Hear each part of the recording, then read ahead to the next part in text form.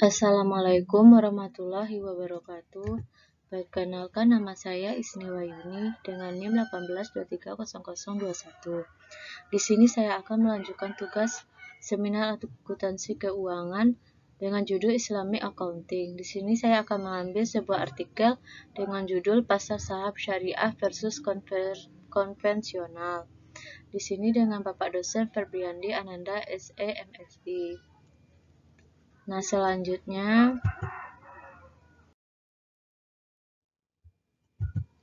pendahuluan.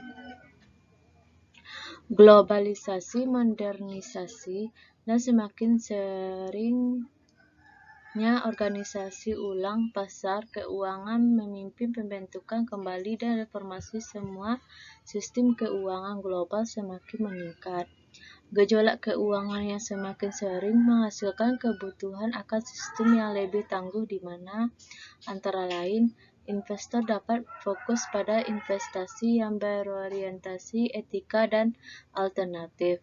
Setelah krisis keuangan global pada tahun 2007-2009 dan krisis utang berdaulat Eropa pada tahun 2011, sistem keuangan global menghadapi periode pertumbuhan yang didukung oleh pemulihan ekonomi.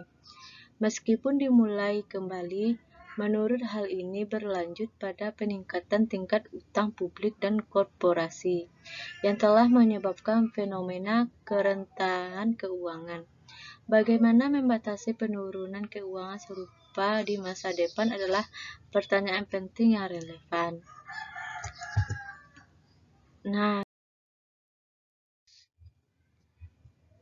selanjutnya kasus pasar saham syariah dibandingkan dengan konvensional.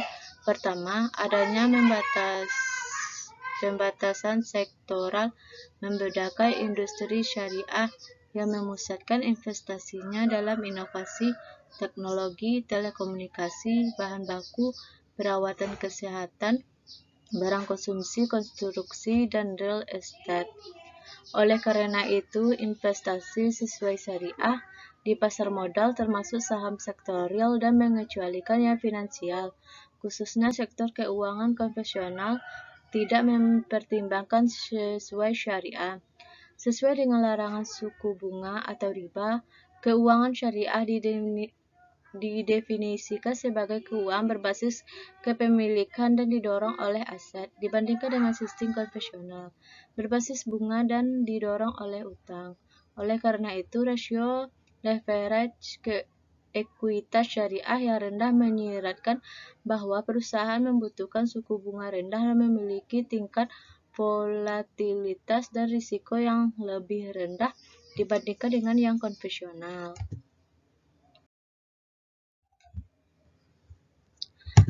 Selanjutnya sampel. Tingginya tingkat aturan etika dan fitur investasi syariah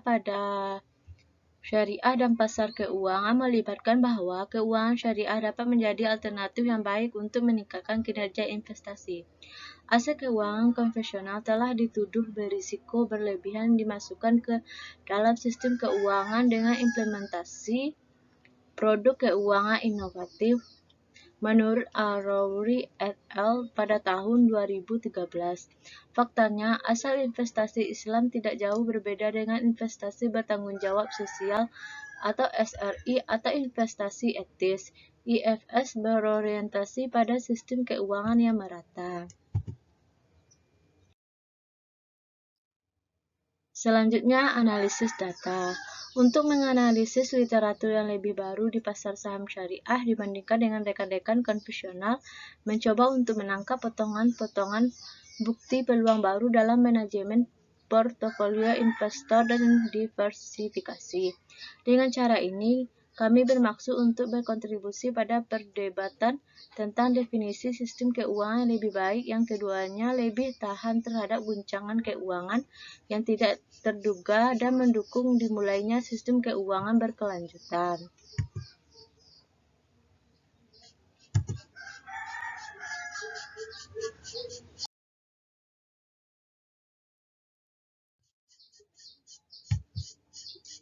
Selanjutnya, hasil penelitian.